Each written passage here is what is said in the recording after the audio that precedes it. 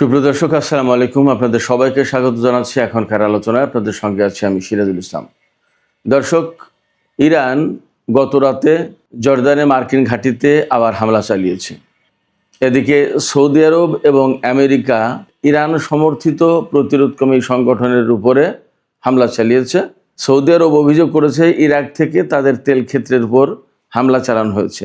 এদিকে ইয়েমেনিরা দাবি করেছে তারা সৌদি আরবের সবচেয়ে বড় তেল উৎপাদনকারী প্রতিষ্ঠান তাতে হামলা চালিয়েছে এবং এ কারণে সৌদি আরব ওই তেল ক্ষেত্র থেকে তেল উৎপাদন বন্ধ করে দিয়েছে, যার প্রেক্ষাপটে বিশ্বের তেল সরবরাহের উপর নতুন করে চাপ সৃষ্টি হবে বলে আশঙ্কা করা হচ্ছে।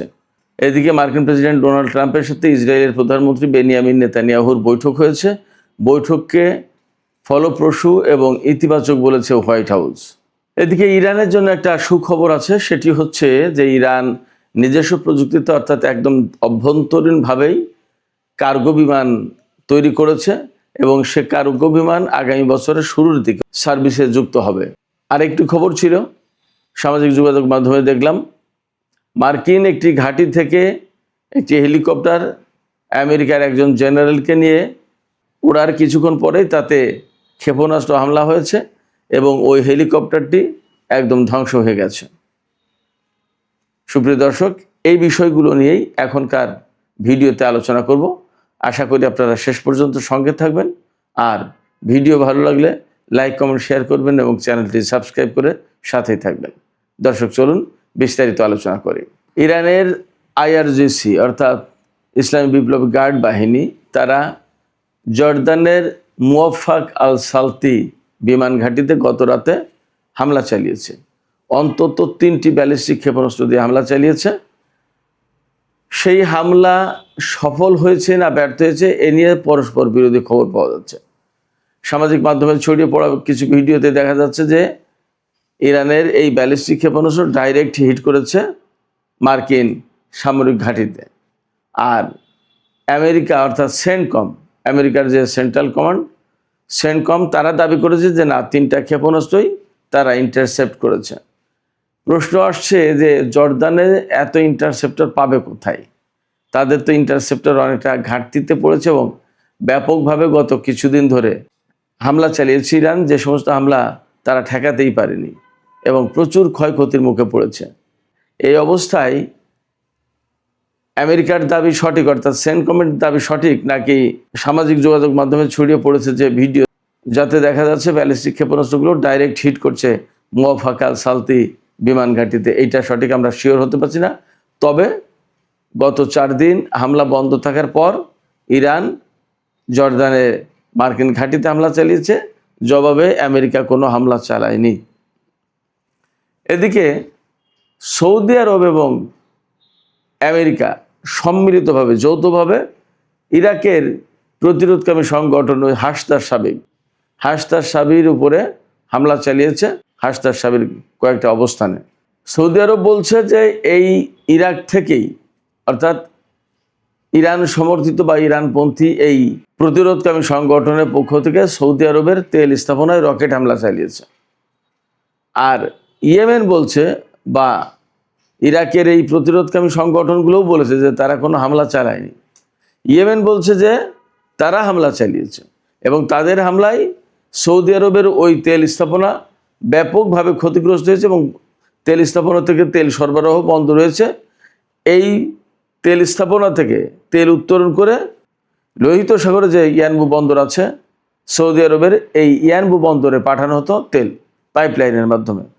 সৌদি আরবের পূর্বাঞ্চলীয় কাতি প্রদেশ বা আবকাইক অঞ্চল থেকে এই তেল উত্তোলন করে পাইপলাইনের মাধ্যমে দীর্ঘ পথ পাড়ি দিয়ে ইয়ানবু বন্দরে পৌঁছানো হতো। কিন্তু এই ইয়ানবু বন্দরে এখন আর তেল সরবরাহ করা যাচ্ছে না, কারণ মারাত্মকভাবে ক্ষতিগ্রস্ত হয়েছে এই তেল স্থাপনাটি। এটি হচ্ছে সৌদি আরবের সবচেয়ে বড় তেল উৎপাদনকারী স্থাপনা। সৌদি আরব এবং আমেরিকা হাসদার সাবির উপর হামলা চালিয়েছে।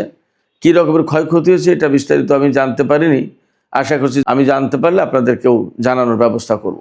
এই হাসদার সাবি এমন একটি সংগঠন যারা কিন্তু ইরাকে যে আইএসআইএসের উত্থান হয়েছিল, যে দায়েশ গোষ্ঠী, এই দায়েশ গোষ্ঠীর বিরুদ্ধে এরা কিন্তু প্রচণ্ডভাবে লড়াই করেছিল ইরানের কিছু সামরিক উপদেষ্টা ইরাকে ছিল। এই হাসতার সাবে আর ইরাকের সামরিক বাহিনী এরা যৌথভাবে মিলে আইএসআইএস দায়েশ গোষ্ঠীর বিরুদ্ধে অভিযান চালিয়েছিল এবং ইরাককে তারাই কিন্তু মুক্ত করেছে। এদিকে ইয়েমেন যেহেতু দাবি করছে, ইয়েমেনের হুতি সমর্থিত সামরিক বাহিনী তারা দাবি করছে যে তারাই সৌদি আরবের ওই তেল স্থাপনায় হামলা চালিয়েছে। তো সেক্ষেত্রে সৌদি আরবের সাথে ইয়েমেনের বর্তমানে যে সংঘাত সংঘর্ষ চলছে, এই সংঘাত সংঘর্ষ যে আরও বিস্তৃত হবে তারই আলামত পাওয়া যাচ্ছে মূলত এই হামলার ভেতর দিয়ে।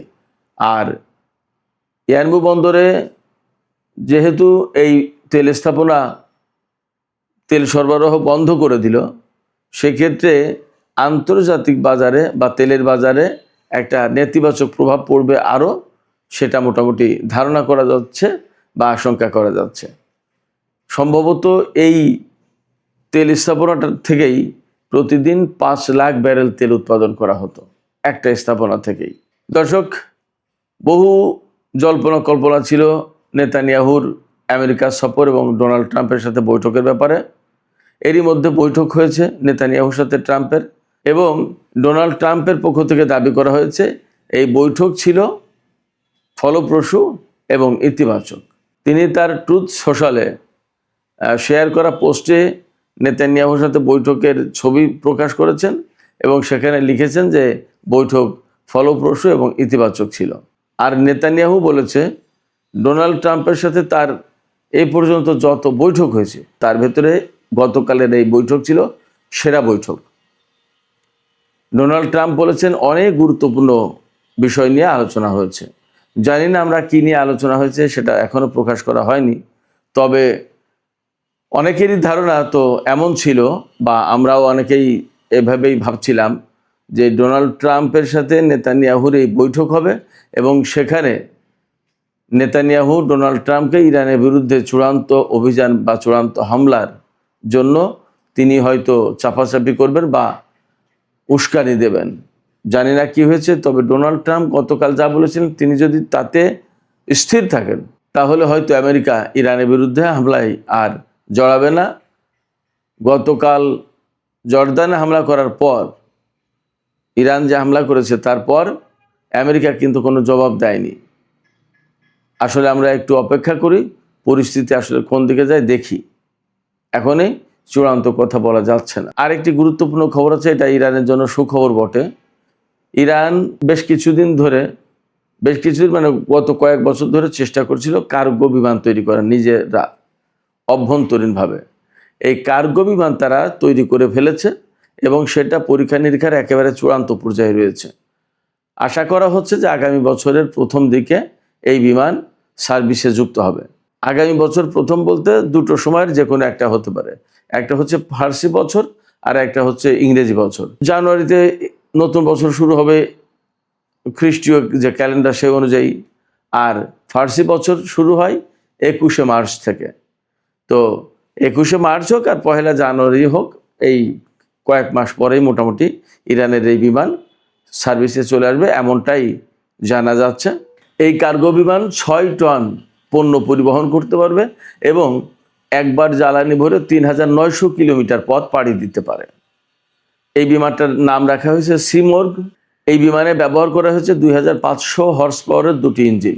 ইরানে এয়ার সাপোর্টের যে সীমাবদ্ধতা ছিল বা ঘাটতি ছিল, এই বিমান সার্ভিসে আসার পরে সেই ঘাটতি দূর হবে বলে আশা করা হচ্ছে। একক কোনো কোম্পানি এই বিমান তৈরি করেনি, ইরানের বেশ কয়েকটি কোম্পানি সম্মিলিতভাবে এই বিমান নির্মাণ করেছে। সবচেয়ে বড় ব্যাপার হচ্ছে বহু বছর ধরে, অর্থাৎ ইসলামী বিপ্লবের পর থেকেই ইরান কঠোর নিষেধাজ্ঞার মধ্যে রয়েছে। এই কঠোর নিষেধাজ্ঞার মধ্যে থাকার পরেও আমরা দেখতে পাচ্ছি ইরান এই যে বিমান খাত, বিভিন্ন খাতে যে বিরাট বিরাট সফলতা অর্জন করেছে, এটা কিন্তু ইরানের দৃঢ় মানসিকতার পরিচয়। এবং এই নতুন যে কার্গো বিমান যুক্ত হতে যাচ্ছে, এটি নিষেধাজ্ঞা উপেক্ষা করে, নিষেধাজ্ঞাকে অনেকটা ব্যর্থ করে দিয়ে ইরানের এই ডেভেলপমেন্ট, একথা বলতেই হবে। তো সুপ্রিয় দর্শক, এখনকার আলোচনা এখানে শেষ করতে চাইছি। আলোচনা শেষের আগে আপনাদের কাছে জানতে চাই, আপনাদের মতামত জানতে চাই, ইরান এই যে কার্গো বিমান তৈরি করলো এবং আরও বিভিন্ন ক্ষেত্রে তাদের উন্নতি অগ্রগতি দেখেছি আমরা। নিষেধাজ্ঞার ভেতরে থাকার পরেও এই যে উন্নতি, এটা কিভাবে সম্ভব হলো? এটা কি শুধুমাত্র তাদের দেশপ্রেম, ডিটারমিনেশন এটা, নাকি জ্ঞান বিজ্ঞানকে তারা ব্যাপকভাবে চর্চা করেছে, তার কারণে তাদের পক্ষে এগুলো সম্ভব হলো? দর্শক, আপনাদের মতামত জানিয়ে কমেন্টে লিখতে পারেন। আর ভিডিও ভালো লাগলে লাইক, কমেন্ট, শেয়ার করবেন এবং চ্যানেলটি সাবস্ক্রাইব করে সাথেই থাকবেন। আপনাদের সবাইকে অনেক অনেক ধন্যবাদ। আল্লাহ হাফেজ।